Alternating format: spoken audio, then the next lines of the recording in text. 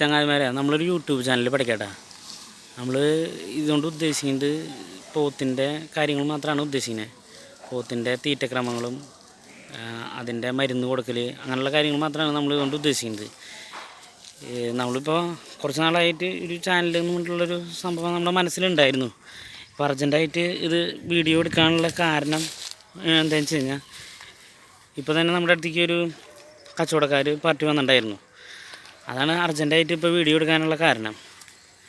കച്ചവടക്കാർ പാർട്ടി വന്നിട്ട് നമ്മൾ ഈ ഒരു വർഷത്തോളം ഈ പോത്തിനെ ഇതേപോലെ നോക്കലും അവർക്ക് പുല്ല് അഴിച്ച് കെട്ടലും കുടി കൊടുക്കലും കാര്യങ്ങളൊക്കെ ചെയ്തിട്ട് അതിന് കാണുന്ന വില വളരെ കുറവായിരുന്നു.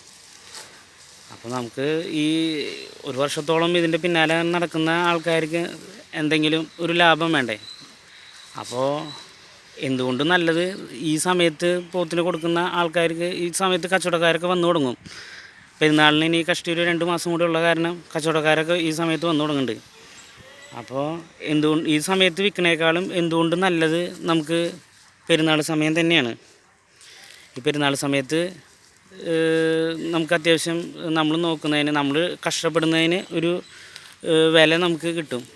പോത്തിന് ആ സമയത്ത് കിട്ടാനുള്ള ലഭ്യതക്കുറവ് കൊണ്ടും അത്യാവശ്യം സൈസുള്ള പോത്തിനെ കിട്ടാനുള്ള ബുദ്ധിമുട്ട് കൊണ്ടൊക്കെ നമുക്ക് അത്യാവശ്യം റേറ്റ് കിട്ടും.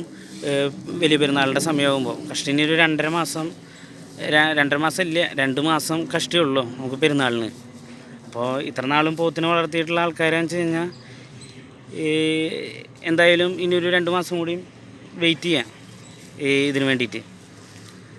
നമ്മൾ ചാനൽ തുടങ്ങാൻ ഉദ്ദേശിച്ചിട്ടുണ്ടായിരുന്നു എന്ന് പറഞ്ഞാൽ, നമ്മളൊരു 3-4 വർഷത്തോളം ആയിട്ട് നമ്മൾ ഈ പോത്ത് വളർത്തൽ പരിപാടിയായിട്ട് നിൽക്കണം. അപ്പോൾ നമ്മൾ ഇത്ര നാളുകൊണ്ട് നമുക്ക് ഉണ്ടായിട്ടുള്ള എക്സ്പീരിയൻസുകളും നമ്മളിതിന് കൊടുക്കാറുള്ള തീറ്റകൾ എന്തൊക്കെയാണെന്ന് വെച്ച് കഴിഞ്ഞാൽ അതുകൾ, പിന്നെ മരുന്ന് കൊടുക്കുന്ന രീതികൾ, ഏതൊക്കെ മരുന്നുകളാണ് നമ്മൾ കൊടുക്കാറുള്ളത്, അതൊക്കെയാണ് നമ്മൾ ഈ ചാനലുകൊണ്ട് ഉദ്ദേശിക്കുന്നത്. ഇപ്പോൾ കഴിഞ്ഞ സീസണിൽ, അതിൻ്റെ മുമ്പിലത്തെ സീസണിലും നമ്മൾ കഴിഞ്ഞ സീസണിലല്ല, കഴിഞ്ഞിട്ട് മുമ്പിലത്തെ സീസണിലും അതിൻ്റെ മുമ്പിലത്തെ സീസണിലൊക്കെ ആയിട്ട് നമ്മൾ മുറ കുട്ടികളെയാണ് എടുത്ത് വളർത്തുന്നുണ്ടായിരുന്നത്. വിവേക് ബ്രോയ്ക്ക് എന്തോ പറയാണ്ട്. മുറയും നമ്മുടെ തമിഴ്നാട് കന്നു വെച്ച് നോക്കുമ്പോൾ വലിയ വ്യത്യാസങ്ങളൊന്നും പറയാനില്ല. മുറയ്ക്കത്തിരി ഭംഗി കൂടും, ഇതിന് ഭംഗി കുറയും, ആ ഒരു വ്യത്യാസമുള്ളൂ. അല്ലാണ്ട് ഇപ്പം നമ്മൾ മുറയ്ക്കൊക്കെ ഭയങ്കര ഒരു ഇപ്പോൾ എത്ര റേറ്റ്, 165 രൂപ കിലോയ്ക്ക്. ഒരു 100 കിലോൻ്റെ കുട്ടീനെ എടുക്കണമെങ്കിൽ 16,500 കൊടുക്കണം. 100 കിലോൻ്റെ കുട്ടീനെ കിട്ടാനും ഇല്ല. അപ്പോൾ ശരിക്കും പറയുകയാണെങ്കിൽ നമ്മൾ ആദ്യത്തെ നഷ്ടം നമ്മുടെ അവിടെയാണ് തുടങ്ങണത്. ഈ 150-150-200 കിലോൻ്റെ കുട്ടീനൊക്കെ വാങ്ങിയിട്ട് നമ്മൾ ഇത്രയധികം തീറ്റ കൊടുക്കാണ്ടിരുന്നത് 10 ദിവസം കാര്യമില്ല കേട്ടോ. അതിന് കൈത്തീറ്റ നന്നായിട്ട് കയറി പോകണം. നന്നായിട്ട് വെച്ച് കഴിഞ്ഞാൽ അവൻ ബ്രോയിലർ ആയിട്ടല്ലേ, അപ്പോൾ അത് കയറി പോകണം. അപ്പോൾ ശരിക്കും പറയുകയാണെങ്കിൽ നമുക്ക് ഇങ്ങനത്തെ കുട്ടികൾ വാങ്ങിയിട്ട് നോക്കുമ്പോൾ അത്യാവശ്യം ഒരു 10-15 രൂപ കൊടുത്തു കഴിഞ്ഞാൽ നമുക്കൊരു അത്യാവശ്യം ഒരു അരക്കപ്പുള്ള ഒരു പൂത്തിന് കിട്ടും. പിന്നെ അതിന് നമ്മൾ തീറ്റ കൊടുത്ത് വളർത്തുമ്പോൾ ഒരു വർഷം നമുക്ക് വലിയ നഷ്ടം വരില്ല. അതാണ് എനിക്ക് പറയാനുള്ളത്.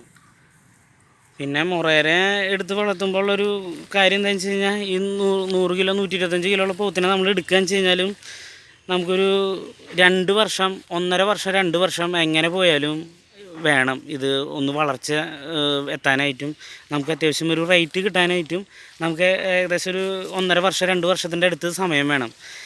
ഈ കുട്ടികളാകുമ്പോൾ നമുക്ക് ഒരു 20 രൂപ 15 രൂപ 16 രൂപ ആ റേഞ്ചിലൊക്കെ അത്യാവശ്യം വലിപ്പമുള്ള കുട്ടികളെ നമുക്ക് കിട്ടാനുമുണ്ട്. ചന്തകളിൽ നിന്ന് വെച്ച് കഴിഞ്ഞാലും കിട്ടാനുമുണ്ട്. അങ്ങനെ നമുക്ക് എടുത്ത് ഒരു വർഷം കഷ്ടി നമ്മൾ നോക്കുമ്പോൾ, നമ്മൾ ഈ പോത്തിനെടുത്തത് 16,500 നമ്മൾ ഈ പോത്തിനെ എടുത്തത്. ഇപ്പോൾ അത്യാവശ്യം ഒരു സൈസിലേക്ക് ഇപ്പോൾ എടുത്തിട്ടൊരു വർഷം കഷ്ടി ആവണല്ലോ, അത്യാവശ്യം സൈസിലേക്ക് വന്നിട്ടുണ്ട്.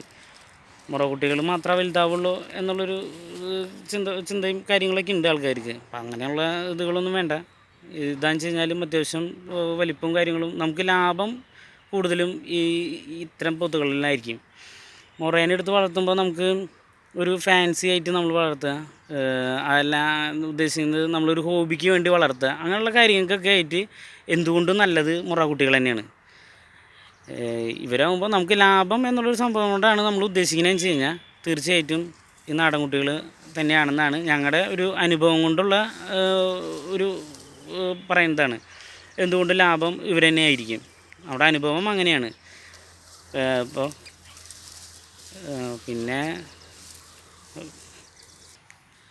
നമുക്ക് ഈ സമയത്ത് പോത്തിനെ വളർത്തുന്നതിൻ്റെ ഒരു പ്രധാന പ്രശ്നം എന്താണെന്ന് വെച്ച് കഴിഞ്ഞാൽ നല്ല കഠിന വെയിലാണ്. വെയിൽ ഇവിടുത്തെ എല്ലാ ഭാഗങ്ങളിലും പുല്ലിൻ്റെ അവസ്ഥ കണ്ടില്ലേ, നമുക്ക് കെട്ടിയിട്ട് തീറ്റ എന്നുള്ളൊരു സംഭവം നടക്കില്ല.